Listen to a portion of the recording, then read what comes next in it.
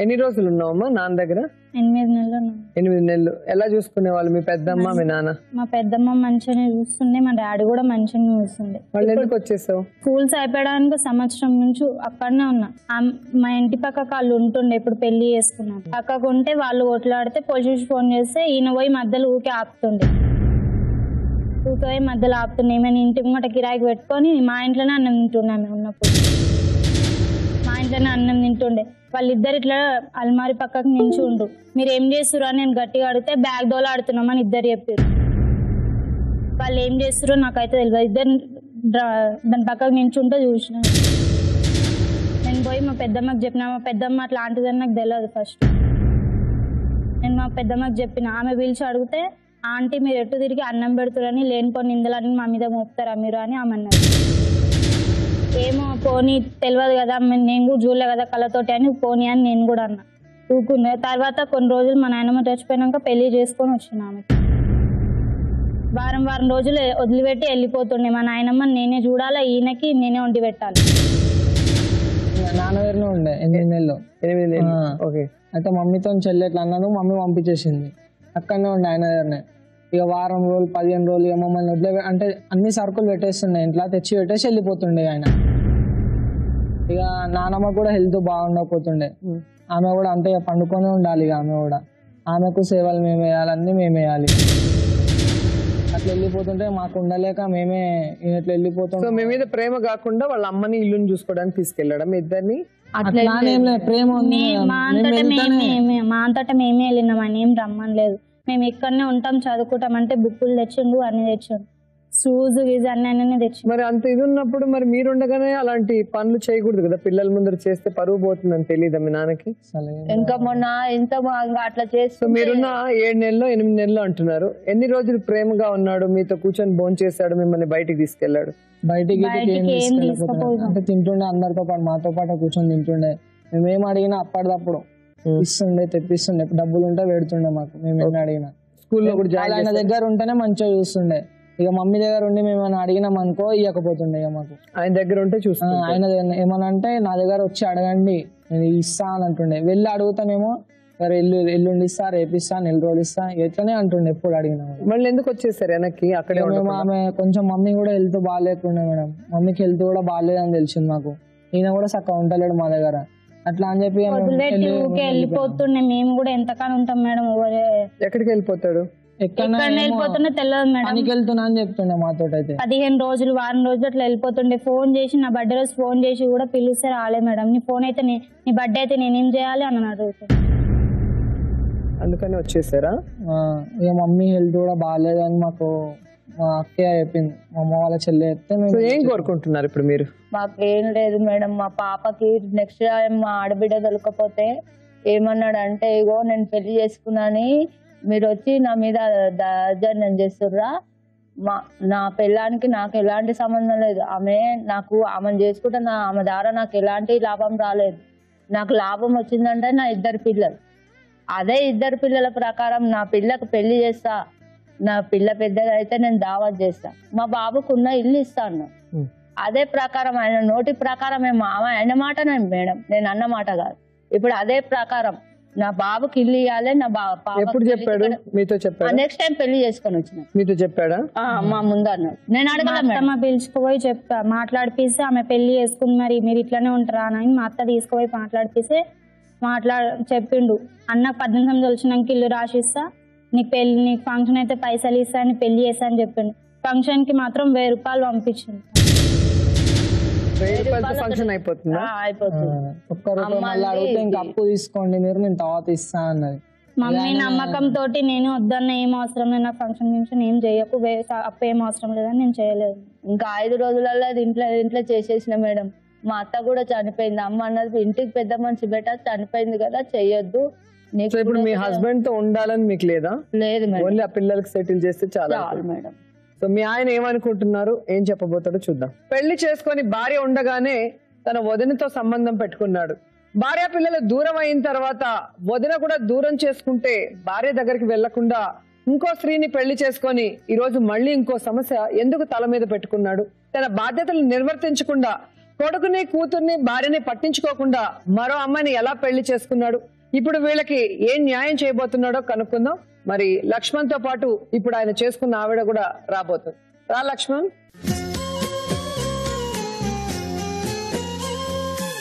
నా పేరు లక్ష్మణ్. రచ్చబండ కార్యక్రమంలో ఇష్టపూర్వకంగా వచ్చాను. దీంట్లో ఎవరి బలవంతం లేదు. దేవుడి మీద ప్రమాణం చేసి అంతా నిజంగా చెప్తాను, అబద్ధం చెప్తాను. నా పేరు ఊర్మిళ. నేను రచ్చబండకు నష్టపూర్తిగా వచ్చినాను. ఎవరు బలవంతం లేదు. ఇలా దేవుడి మీద బలవంతం చేసి నిజమే చెప్తాను, అబద్ధం చెప్పాను.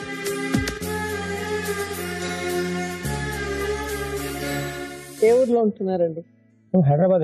హైదరాబాద్. సో పెళ్ళి ఎన్ని సంవత్సరాలు అయింది? నాకు పెళ్ళి అయ్యి 19 సంవత్సరాలు. పిల్లలు ఎంతమంది? పిల్లలు 2 పిల్లలు. పేరేంటి? కళ్యాణ్ కుమార్, స్వాతి. ఓకే. వాళ్ళ వయసు ఏంటి? ఇప్పుడు ఆయన వయసు 19 ఇయర్స్ ఆమెకుంది. 14-15 వరకు ఇవ్వబడుతుంది. ఓకే. ఏం చదువుతున్నారో తెలుసా? అలా చదువుల గురించి చెప్పాలంటే నాకే విచిత్రం అనిపిస్తుంది. ఎందుకు? వాళ్ళు చదువుకుంటా అని చెప్పి నా దగ్గరకు వచ్చినప్పుడల్లా నేను పుస్తకాలు కొనిపెట్టేవాడిని. నా చాతనైన వరకు ఒక జోడ బట్టలు ఎందుకు కానీ కొనిపెట్టేవాడిని. కానీ వాళ్ళు ఎక్కువ ఉండలేకపోయారు నా దగ్గర. ఎందుకు ఉండలేకపోయారు? వాళ్ళకి ఏం కావాలనిపించిందో, తల్లి కావాలనిపించిందా, మరి ఇంకేదైనా కావాలనిపించిందా నన్ను కరెక్ట్ గా అడగలేకపోయారు. అడుగుంటే నేను చేసేవాడినేమో. ఎందుకంటే తల్లిదండ్రులు దూరంగా ఉంటే పిల్లలకి ఏం కావాలి, వాళ్ళిద్దరు కలిసి ఉండాలి అనుకుంటారు. కలిసి ఉండాలని చెప్పి ఇద్దరు ప్రేమ 5 ఏళ్ళు ఉన్నప్పుడు నా దగ్గరకు వచ్చాడు. 4.5 years ఉన్నది. అప్పుడు వచ్చాడు. వస్తే ఫస్ట్ అప్పుడు తీసుకెళ్లి స్కూల్లో జాయిన్ చేస్తాను. అన్న భార్య అయింది కానీ మా అన్న పిల్లలు కానీ ఎవరు కానీ వదిలిపెట్టే వాళ్ళు, తీసుకొచ్చేవాళ్ళు. అందరం ఒక ఉమ్మడి కుటుంబం లాగా. అసలు మీ ఇద్దరు ఎందుకు విడిపోవాల్సి వచ్చిందో అది చెప్పండి ఫస్ట్ నుంచి. అసలు అది దేవుని నిర్ణయమా, కాలం విధి వర్తించిందా ఏమైతే తెలియదు లేదు. అతను అంటే ఆమె అంటే నాకు ఏనాడు కోపం లేదు. ఆమె అంటే నాకు ఏనాడు కోపం లేదు. కాకపోతే మనస్పర్ధాలు వచ్చినప్పుడు కొట్టుకున్నాము. మళ్ళీ ఎన్నోసార్లు తినిపించాను, తాగిపించాను, అన్ని చేశాను. కానీ అది ఏందో నాకు అర్థమే కాలేదు. మీ పెళ్లి ఎలా జరిగింది? మా పెళ్లి పెద్దమ్మ గుళ్ళో జరిగింది.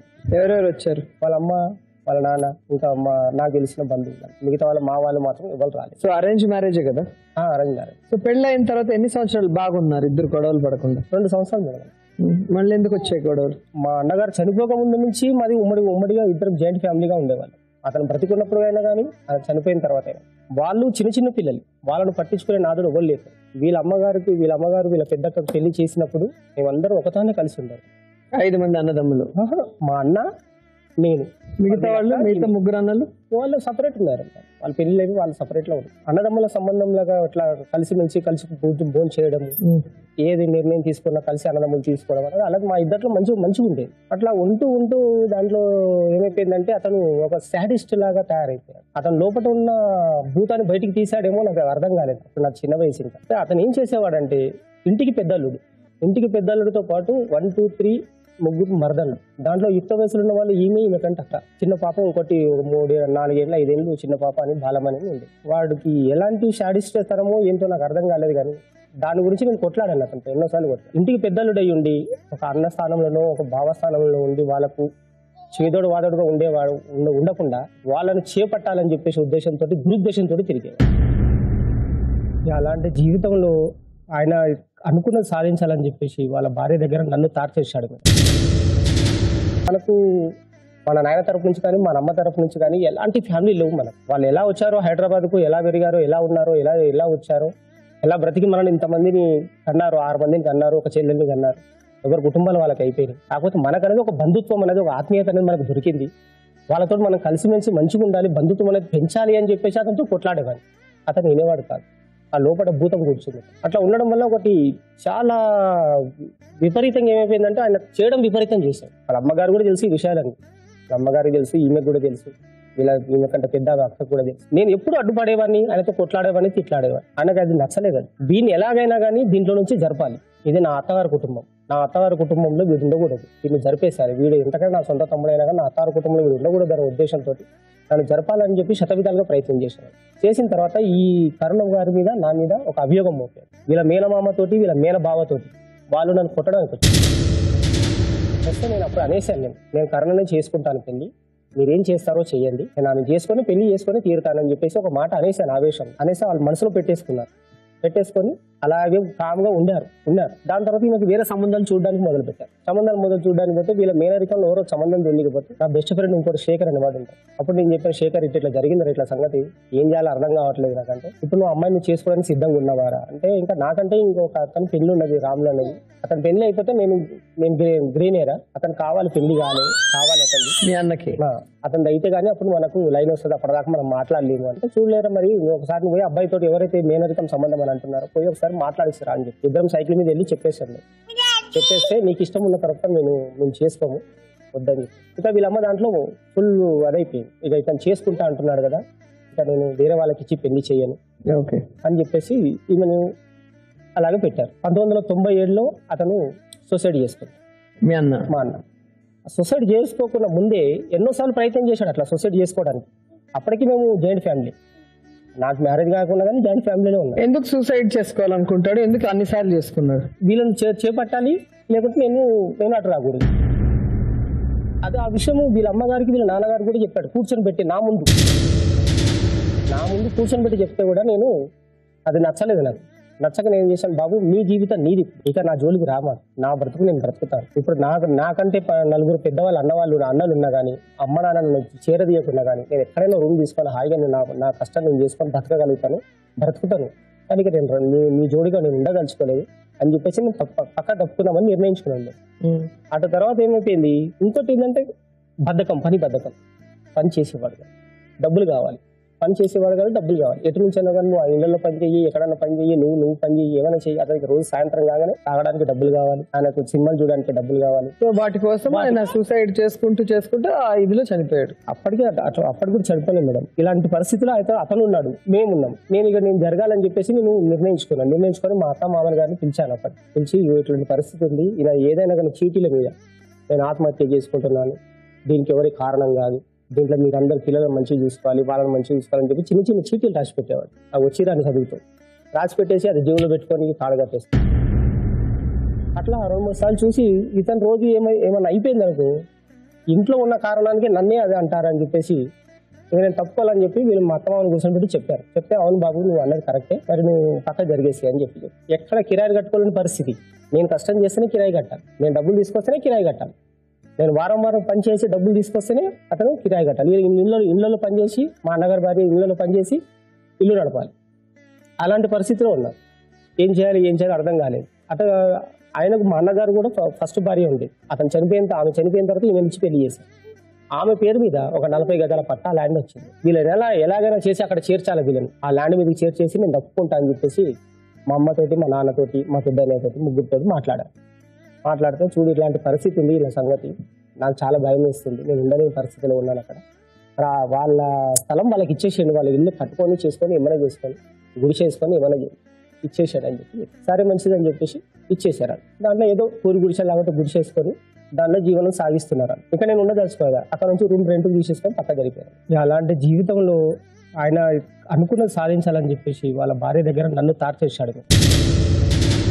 ఎలా అంటే తాగి రావడం, వచ్చి ఆమెను కొట్టి ఏమన్నవాడంటే నువ్వు అతనితో సంబంధం పెట్టుకో. అది వాళ్ళ మొగుడు పిల్లల విషయం, వాళ్ళు కొట్టుకోవచ్చు, తాగొచ్చు, చెప్పచ్చు. కానీ మీకేమైంది? మీకు ఆల్రెడీ తెలుసు, మీ అన్న గురించి తెలుసు. అండ్ రెండోది తల్లితో సమానం వదిన అంటే. కొంత అన్నకు బుద్ధి లేదనుకో, వదిని టార్చర్ పెట్టి పంపించినా మీకేమైంది? మీ బుద్ధి ఏమైంది? బుద్ధి అంటే అప్పుడు అది చిన్న వయసే మేడం. ఎంత వయసు? అది 17 చిన్న వయసు ఏంటి? నీ కొడుకు తప్పు చేస్తాడా? వాడికి 18 వచ్చాయి. 70 years. అప్పుడున్న టెక్నాలజీకి ఇప్పుడున్న టెక్నాలజీకి చాలా డిఫరెంట్. ఎప్పుడైనా కూడా తప్పు, మనకి అమ్మ ఎవరు, చెల్లి ఎవరు, వదిన ఎవరు తెలుసు కదా. టెక్నాలజీ పెరిగినా పెరగకపోయినా చెప్పేది లక్ష్మణ్, చెప్పేది టెక్నాలజీ పెరిగినా పెరగకపోయినా అమ్మ అమ్మే, వదినే, చెల్లెలే. మారిపోరు కదా టెక్నాలజీ రాగానే. ఆయన ఎలా అంటే ఆమెను కొట్టడం చూసి భరించలేకపోయేవారు. అలాంటి పరిస్థితిలో నన్ను ఆమెను బలవంతం చేసేసి అక్కడ నేను లొంగిపోయిన తర్వాత వీళ్ళను టార్చర్ చేశాను. సూసైడ్ టెండెన్సీ ఉంది, ఆ అమ్మాయిల మీద కన్ను ఉంది, అన్ని తెలిసినప్పుడు నువ్వు జాగ్రత్తగా ఉండాలి. నేను ఇక్కడ ఖైదీలాగా అయిపోయాను కదా, ఇక్కడ వీళ్ళని అది చేశాను. అది చేసిన తర్వాత మనం నాకు చాలా బాధ అనిపించేసి మొత్తానికి అంటే మీ అన్నయ్య వచ్చి మీ వదినతో నిన్ను సంసారం చేయమని టార్చర్ పెట్టాడు. టార్చర్ పెట్టాడు. ఆ టార్చర్ ఇక్కడ తీసుకొచ్చి నా తమ్ముడే మీ అమ్మాయితో ఉన్నాడు, మీ అమ్మాయిలు పంపేని వీళ్ళు టార్చర్ టార్చర్. మరి ఆ సంగతి నీకు తెలీదా వాళ్ళ జీవితాలు నాశనం అయిపోతాయని నువ్వు చేసే తప్పు వల్ల? అంటే నన్ను ఇరికిచ్చేసాడు మొత్తం 100%. ఇరికించడం ఏంటి? నీకేమైంది? నీకు ఆల్రెడీ మీ అన్న మంచోడుగా ఉన్నాడు, చెడ్డోడుగా మారిపోయాడు, సూసైడ్ టెండెన్సీ ఉంది, ఆ అమ్మాయిల మీద కన్ను ఉంది, అన్ని తెలిసినప్పుడు నువ్వు జాగ్రత్తగా ఉండాలి.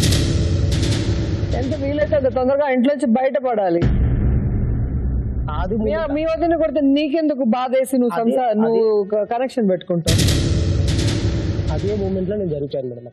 అదే మూమెంట్ లో జరిపాను. ఇది ఎక్కడ పెద్ద తలకాను పై నన్ను ఎక్కడ బురద పడేటట్టుందని చెప్పేసి. తప్పు చేయకముందే నువ్వు వెళ్ళిపోవచ్చు కదా, తప్పు చేసి ఎందుకు వెళ్తావు?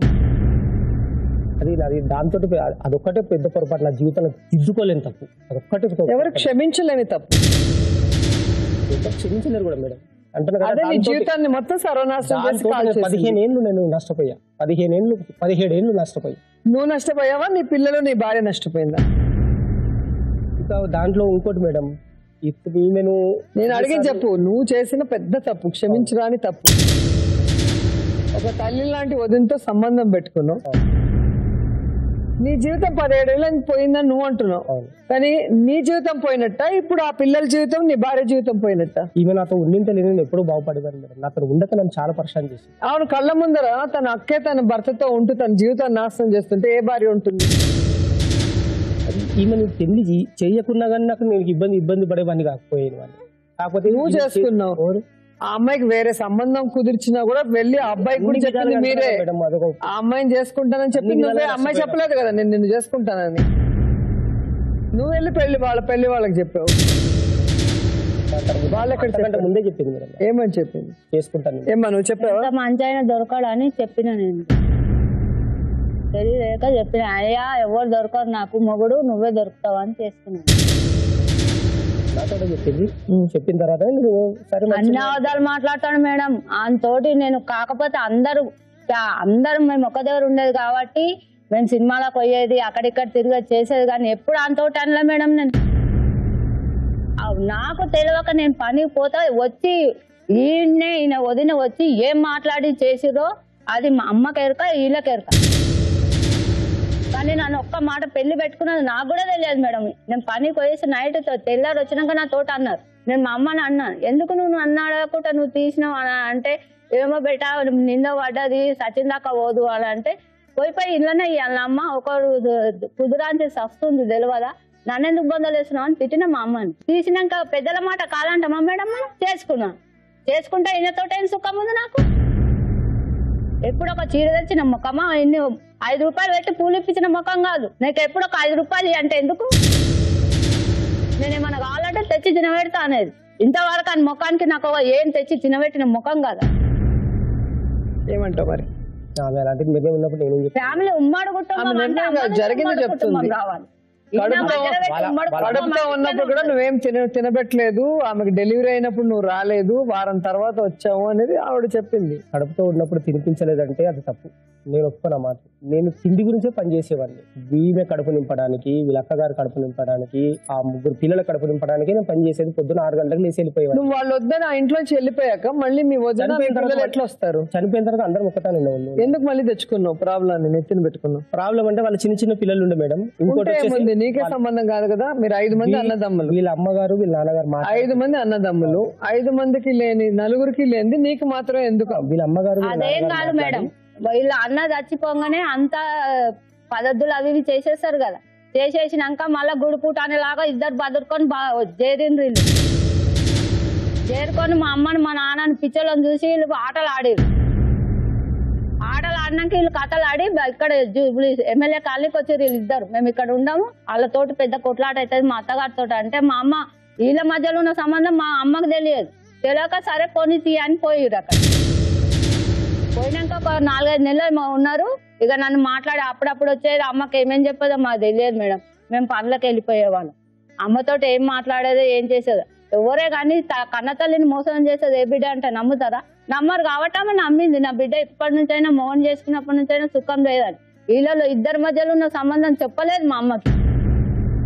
ఇది ఎప్పుడు ఇంతే, కింద పెడతా మీద, మీద పెడతా కింద, ఇదే మాట. వాడైనా ఆడైనా అంతే మోసుక తిరిగిండు, ఈడైనా అట్లే మోసుక తిరిగి. చిన్న పిల్లగాడు ఇంకెన్ని సంవత్సరాలు మేడం? మొన్న ఫిబ్రవరి పాప బర్త్డే అప్పుడు ముందు పోయి అడిగితే పెళ్లి చేసుకొని వస్తే నేను ఇల్లు ఇస్తాడంటే 18 సంవత్సరాల పిల్లలు మోపిల్లలు పెళ్లి చేసుకుంటే ఈ పిల్ల ఎడుకోవాలి. ఆయన పెళ్లి చేసుకుంటాడో చేసుకోవడం నీ పిల్లలు, నీ బాధ్యత. అతను మీరు అమ్మాయికి చేయాల్సినది చేయాలి. వచ్చి లాజిక్ అడిగితే నేను కూడా లాజిక్ ఒక మాట్లాడాను మేడం. పిల్లోడు సాఫ్ట్ అబ్బాయి కూడా సరిపోయింది. ఇక్కడికి వచ్చిన చాలా మంది పిల్లలు వెళ్ళి పళ్ళు రాలు కొడతారు వాళ్ళ నాన్న ఇట్లా వేరే వాళ్ళతో ఉంటే.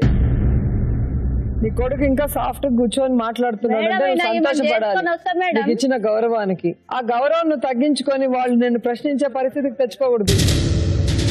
వాళ్ళని తగ్గించుకోవాలి. మీరు ప్రేమ ఎప్పుడు తీసేయాలని. కొన్ని వాళ్ళకి ప్రేమ ఉండి ఏం చేస్తావు చెప్పు నాకు. ఆ ఇద్దరు పిల్లలకి వాళ్ళు ఎప్పుడు వచ్చినా గానీ వాళ్ళను కూర్చొని పెట్టుకుంటాను మాట్లాడేవాళ్ళు. వాళ్ళు స్కూల్లో జాయిన్ అవుతామంటే 2-3 సార్లు జాయిన్ అయ్యారు, 3 సార్లు వెళ్ళిపోయారు. ఏంటంటే మా అమ్మ ఆరోగ్యం బాగాలేదు, మా అమ్మ ఆరోగ్యం బాగాలేదు. వాళ్ళ అమ్మ ఆరోగ్యం బాగాలేదా? మీ చేష్టలు సరిగ్గా లేవా? వాళ్ళు చూసినప్పుడు, ఆడపిల్ల చూసినప్పుడు ఒక కూతురు ఉండగా చేయాల్సిన పనులు నువ్వు చేయట్లేదని. నువ్వు అల్మారానికి ఏం చేసినావు అప్పుడు? ఆ రోజు నేను స్కూల్కి వెళ్ళి వచ్చేటప్పుడు ఆమె నువ్వు ఏం చేసినావు అల్మారానిక? బ్యాగ్ గురించి వెతికింది. బ్యాగ్ గురించి ఎత్తుకుతా, ఇద్దరు ఎత్తుకుతారా?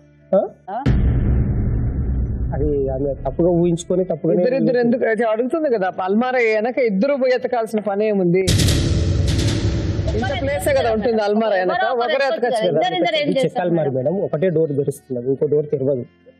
చెక్కాలి మరి. అది ఆల్రెడీ నీకు మంచి పేరు ఉంది అక్రమ సంబంధాలు పెట్టుకోవటంలో. అలాంటప్పుడు నువ్వు ఆడపిల్ల ఇంట్లో ఉన్నప్పుడు ఎంత జాగ్రత్త ఉండాలి.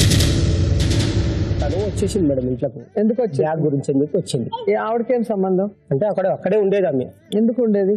అంటే 2 మ్యారేజ్ చేసుకొని అక్కడికి వచ్చి ఉండిపోయినా. మీ ఇంట్లో ఉందా? మా ఇంట్లో కాదు, పక్కింట్లో. అవును, మీ ఇంటికి రావాల్సిన అవసరం ఏముంది? బ్యాగ్ అడిగితే ఇస్తాను ఆగమ్మా అని చెప్పి నేను వంట చేసి బయట ఉండమని నువ్వు వెతికి ఇవ్వాలి. మీ ఇంట్లో రమ్మని కూడా చెప్పలేదు మేడం. ఆమె ఇంట్లోకి రమ్మని కూడా చెప్పలేదు, నేను రమ్మని లేదు. నేనే వంట చేసుకుంటా, వీళ్ళకి వంట చేస్తున్నాను, వంట చేసుకుంటే తీసి తాగమ్మా అని చెప్పి ఆ డోర్ తీసాడు. వన్ డోర్ లోపల దూరం వచ్చేసింది, దాని లోపలికి వచ్చింది, ఇలా పడ్డది. నేను బ్యాగ్ వెతుకుతుంటే ఈ వచ్చింది. మీ వదిన ఎక్కడికి పోయింది ఆ సమయంలో? వాళ్ళు పక్కింట్లో ఉంటారు మేడం. వాళ్ళు ఈ వెళ్ళి ఆమెకు చెప్పింది. ఆమె వచ్చింది, వచ్చి ఏమేంది అని అంటే ఇట్లా సంగతి అంటే ఆ పిల్ల తప్పార్థం చేసుకుంటుంది కదా, నువ్వు ఎందుకు పిలిపించినావు ఇంట్లోకి అని చెప్పి నన్ను కోపం చేసి వెళ్ళిపోతే నాదే తప్పు లేకపోయి వదిలేసి ఆమె చిన్నపిల్ల, ఆమె మళ్ళీ మైండ్లో పెట్టుకుందంటే మళ్ళీ అది అయిపోతుంది. అన్ని నీ తప్పులనే తెలుసు కానీ వాటిని ఎట్లా సర్దేసి ముందుకు వెళ్ళిపోదాం అనుకుంటున్నావు కానీ ఆ తప్పులకి ఫుల్ స్టాప్ పెట్టాలని ఎప్పుడు అనుకోలేదు. మీ అన్న చచ్చిపోతే మీ వదినకే ఆపద్బాంధుడు అయ్యో, ఆమెకి 2 మొగుళ్ళు వదిలేస్తే ఇప్పుడు నువ్వు ఆపద్బాంధుడు అయ్యో. ఒకటి అమ్మాయి కన్నా సిగ్గు ఉండాలి, నీకన్నా బుద్ధి ఉండాలి. అది చిన్న పిల్ల మేడం, మా బాబు కంటే ముందు పుట్టింది, దాడి చేసుకున్నా. అది మాకు బస్సులో మనిషి, మాకు